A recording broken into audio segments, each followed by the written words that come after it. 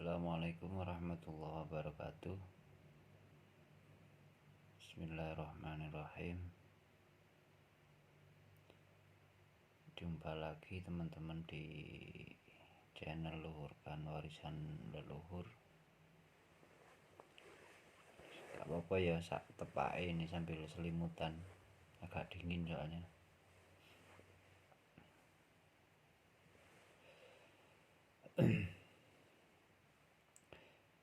Kali ini kita coba cerita soal salah satu titik sentral dalam diri kita ya, yang mungkin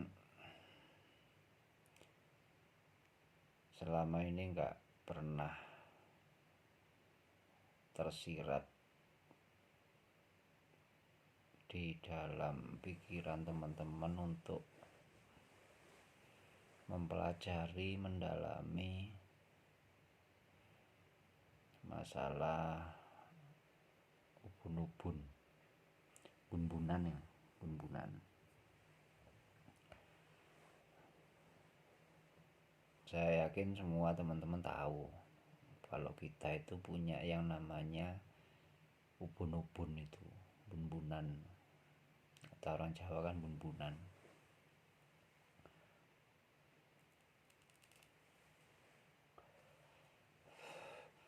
Kita tahu punya bun-bunan, tapi nggak pernah memikirkan apa itu bun-bunan, fungsinya apa itu bun-bunan. Jadi kita mendapat sebuah anugerah tapi nggak tahu fungsinya. Akhirnya anugerah yang besar yang menjadi titik sentral dalam kehidupan kita itu nggak pernah bisa mensyukuri ya, karena nggak kenal, nggak tahu manfaatnya. Jadi ya otomatis nggak bisa bersyukur kan, kayak gitu. Kita bersyukur itu kan karena tahu. Contoh, kita bersyukur umpama dikasih uang sama orang tua kita, ya kita terima kasih karena tahu bahwa uang itu apa, nilainya apa, manfaatnya apa, kan kayak gitu. Tapi kalau kita nggak tahu manfaat dari uang, manfaat dari nilai dari uang itu, terus otomatis kan kita nggak akan terima kasih gitu loh. Jadi ini dikasih kegunaannya apa? Jadi seumpama tahu itu pemberian, ya mungkin sebatas terima kasih, tapi dalam arti kualitas terima kasihnya itu kan nggak sama antara orang-orang yang benar-benar mengenal apa manfaat pemberian itu dengan orang-orang yang tidak tahu apa manfaat dari pemberian itu. Jadi ini kita coba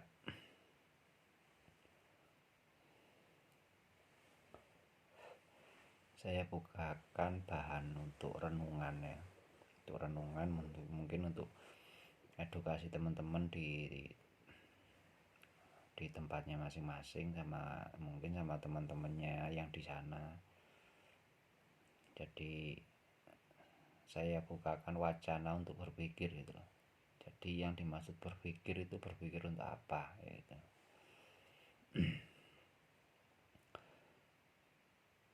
Tapi yang saya uraikan ini sudah istilahnya tersimpul gitu ya. Jadi kesimpulan biar cepet, nggak kayak kemarin itu kan sampai panjang lebar itu. Ubun-ubun itu kalau saya gambarkan di peralatan yang ada, mungkin teman-teman yang dulu pernah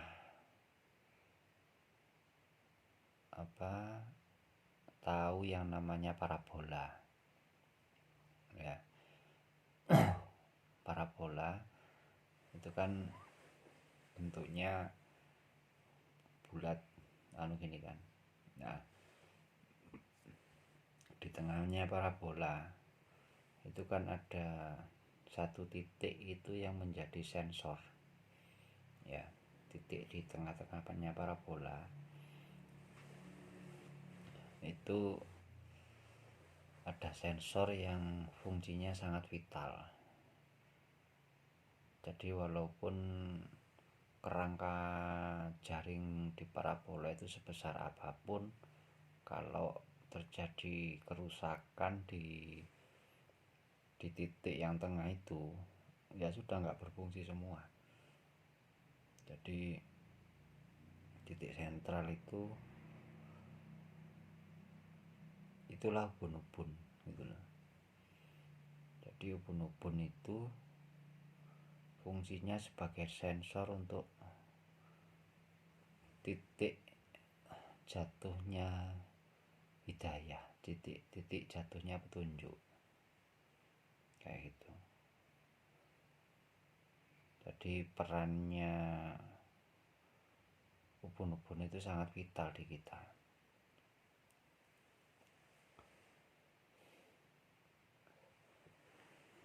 Jadi kalau kita itu posisi ubun-ubun itu rusak atau gimana, itu otomatis tempat turunnya tetesnya hidayah itu nggak ada dalam diri kita. Ini untuk wilayah kepala loh ya.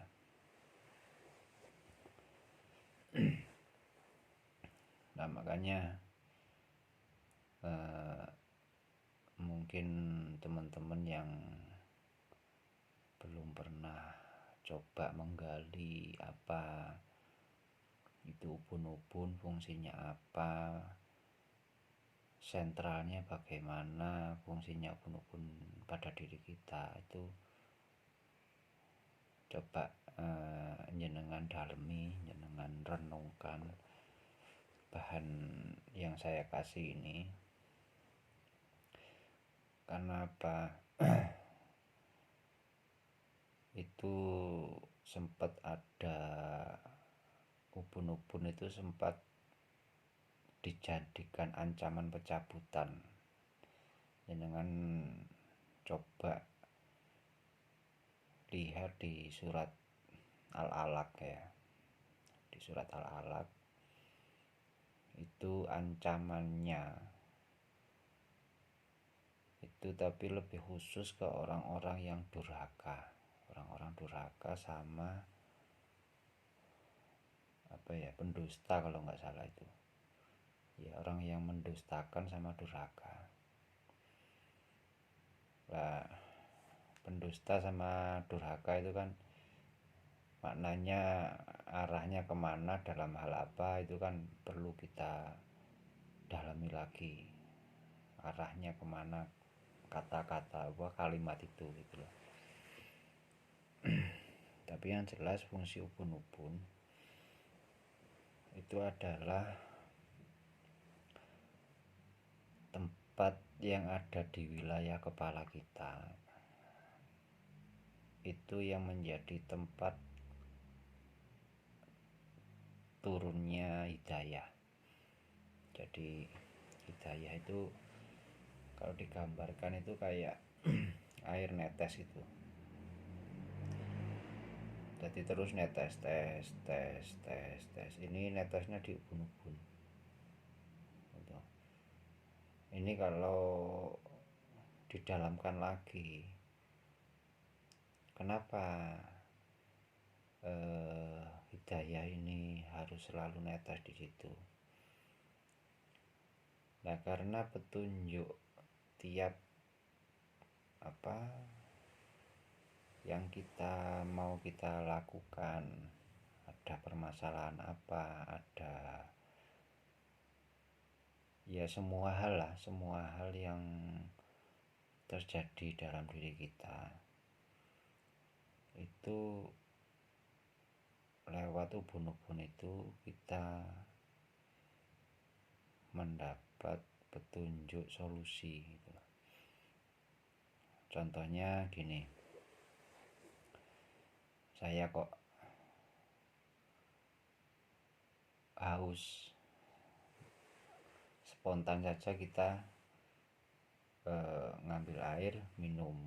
Saya kok lapar, spontan ngambil makanan kita makan gitu. Itu karena kontinunya hidayah itu. Nah, mungkin teman-teman pernah ada masa itu mengalami bingung, nggak tahu apa yang harus dilakukan. Jadi ini saya mau ngapain ya, ini nganu apa ya, ini bagaimana ya, kayak bingung karepe dhewe. Jadi nggak tahu yang harus diperbuat. Nah, itu sebetulnya suatu tanda yang harus kita tafakuri, ada apa dalam diri kita. Itu tetesan petunjuk itu ada terhambat itu, kayak gitu. Jadi hal kayak gitu itu jangan sering-sering terjadi. Entah, koreksi diri itu kan yang tahu kita masing-masing ya. Jadi secepatnya itu dikoreksi. Mungkin ada tingkah laku kita yang nggak sesuai atau merugikan orang lain atau bagaimana lah intinya. Yang jelas itu ancamannya itu berat. Di alat-alat itu pencabutan, soalnya pencabutan ubun-ubun. Nah, dari sentralnya fungsi dari ubun-ubun itu, bayangkan kalau sampai ubun-ubun kita itu dicabut, maksudnya dimatikan fungsinya, ya jadi apa kita?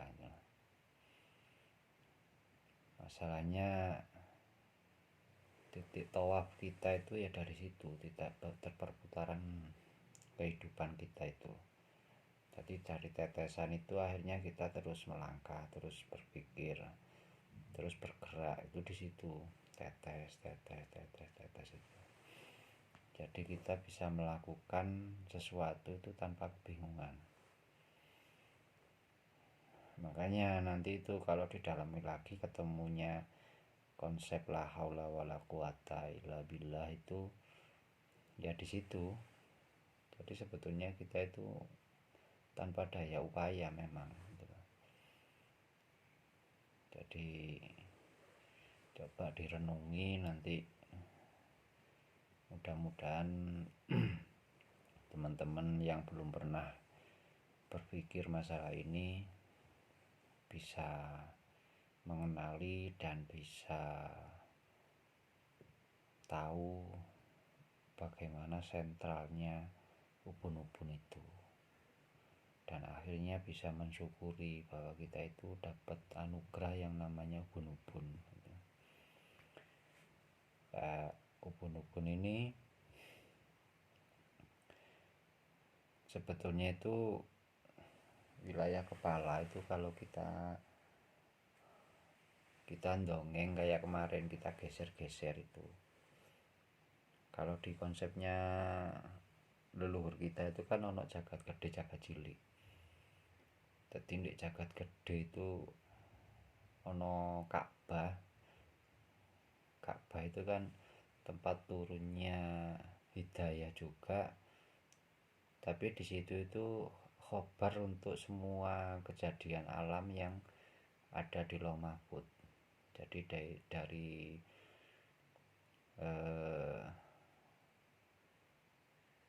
dari Ka'bah turun dari mana itu yang di atas itu, Baitul Makmur ya. Dari Baitul Makmur itu netes turun ke Ka'bah. Lah dari Ka'bah itu nanti selalu ada waliullah yang di sekitar Ka'bah itu menerima kabar dari menerima petunjuk yang turun dari Baitul Ma'mur itu baru disebarkan ke wali-wali yang lain sesuai dengan bidangnya yang masalah kabar itu. Katakan kabar itu mengenai air gitu. Nah ini nanti dikabarkan ke wali-wali yang tugasnya ngatur bagian air, wali pengairan. Jadi ini selalu ada waliullah itu di dekat Ka'bah.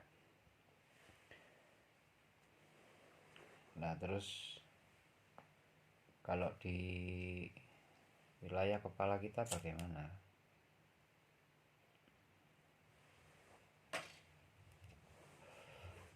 Wilayah kepala kita juga sama.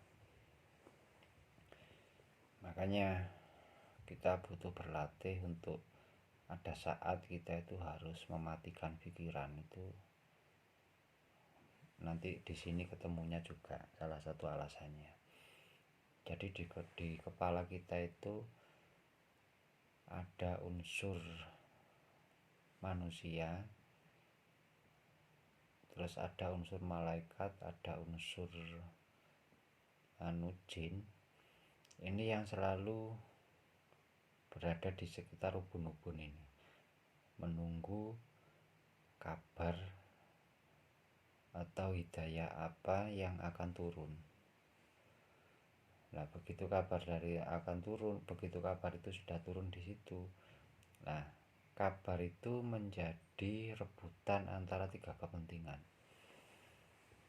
Jadi tiga komponen ini, komponen manusia, jin, sama malaikat, ini ranahnya itu masuk kategori wilayah golongan khodam kayak gitu.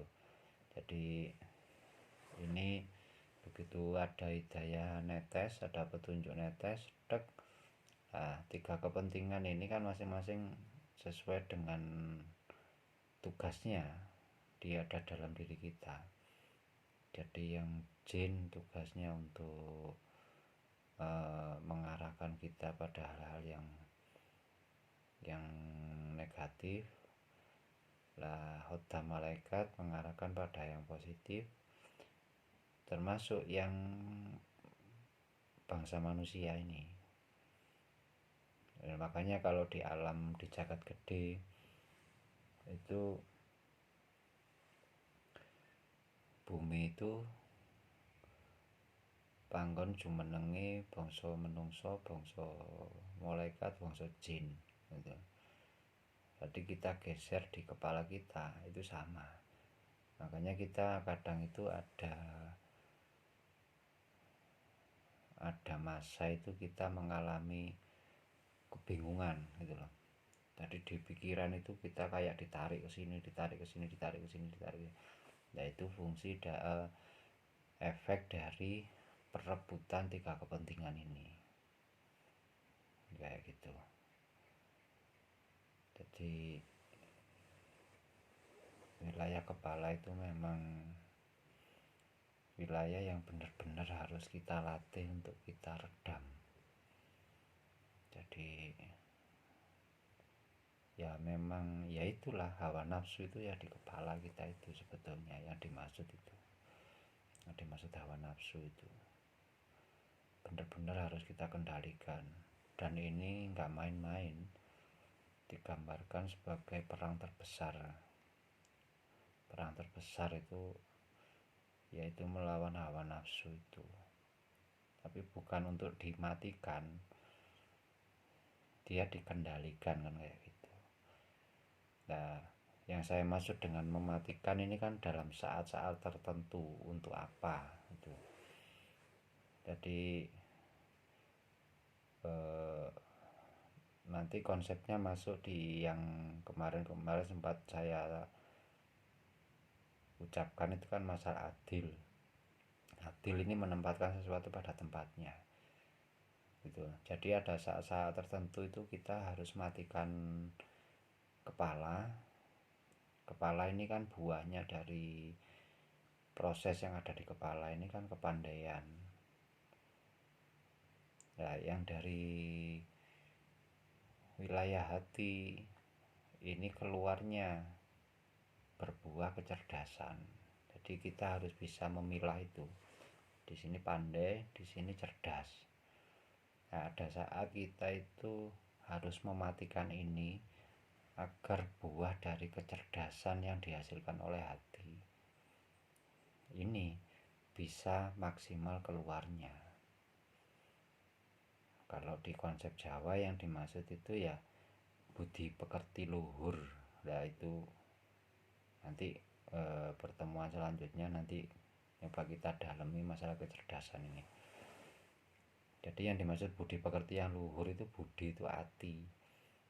Hati yang mempunyai pekerjaan yang maksimal, yang mulia. Konsep Arabnya ya sama, tapi beda bahasa kan gitu aja. Akhlakul karimah. Jadi akhlak itu dari huluk, huluk itu ya hati ini, bagaimana cara hati ini bekerja dengan maksimal. Kalau dia makin maksimal bekerjanya, ya itu makin baik, hatinya makin baik kayak gitu. Itu yang dimaksud sebetulnya dari akhlakul karimah, bukan wong sing sopan santun omongane halus lembut, itu bukan, itu kan kromo, nggak ada sangkut pautnya sama hati gitu. Itu kan kromo itu maksudnya wilayah adab, wilayah sopan santun, itu kan olahan pikir kita. Bisa juga kita tutur kata halus lembut itu karena ada maunya, kan bisa juga. Jadi itu hasil dari olah pikiran. Tapi kalau huluk itu semua dapat manusia.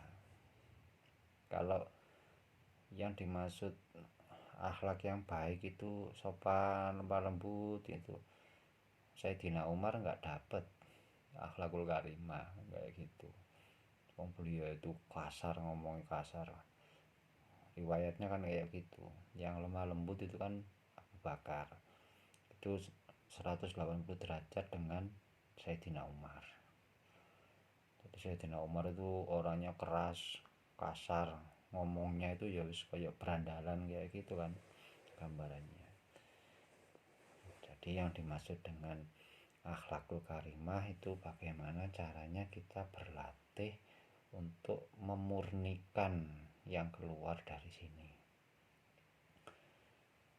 Kalau di cerita sanepone Wali Songo itu digambarkan sampai ceritane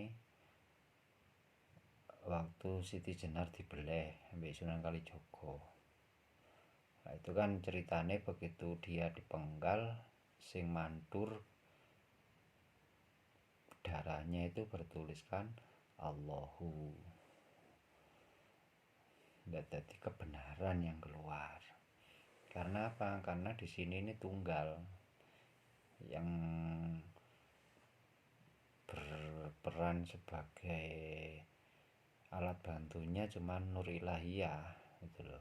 Kalau wilayah kepala itu peran pembantunya itu wilayahnya khodam. Ya termasuk yang mata batin yang di sini nih. Ini kalau kebuka, dia ini yang jadi alat pandangnya itu kan antara khodam malaikat sama khodam jin. Jadi dua khodam ini yang berperan. Jadi umpama kita mau nerawang pakai ini kemana gitu, ini yang berangkat ini salah satu di antara itu. Makanya bahaya kalau orangnya kurang waspada gitu. Isarohnya ya dua bola mata kita ini, yang dohirnya batinnya itu tadi kayak gitu. Jadi semua itu nanti yang dilihat dari semua komponen itu tetesan yang jatuh ke ubun-ubun. Itu sementara itu dulu ya, biar nggak panjang-panjang kayak kemarin. Untuk bahan edukasi teman-teman sama ya mungkin sama tempat apa ambek konco jagongane gitulah. Semoga bermanfaat. Untuk pertemuan kali ini saya akhiri, ada kurang lebihnya mohon maaf. Assalamualaikum warahmatullahi wabarakatuh.